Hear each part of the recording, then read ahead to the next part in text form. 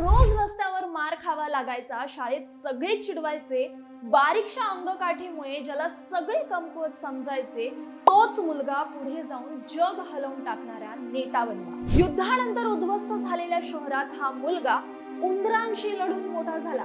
त्याच उंदरांनी त्याला पहिला धडा दिला.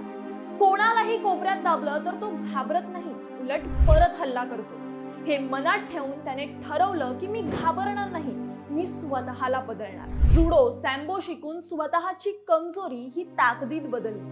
डिटेक्टिव्ह चित्रपट बघून स्पाय बनायचं स्वप्न पाहिलं.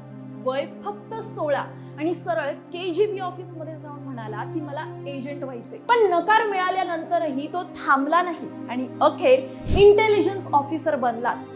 पण काळच बदलला. सोव्हिएत युनियन तुटलं, परिस्थिती इतकी वाईट झाली की त्याला टॅक्सी चालवण्याचा विचार करावा लागला. सगळ्यांना वाटलं की या माणसाची कहाणी इथेच संपली, पण तो पुन्हा उभा राहिला.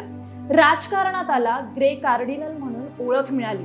1998 मध्ये त्याची आई गेली, पुढच्या वर्षी वडीलही गेले आणि त्याच वर्षी 31 डिसेंबरची रात्र.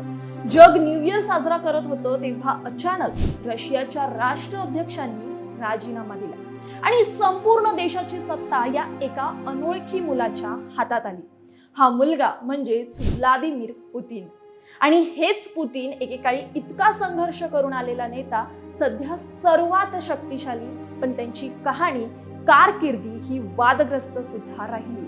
तुम्हाला काय वाटतं या नेत्याबद्दल? कमेंट मध्ये आम्हाला नक्की सांगा.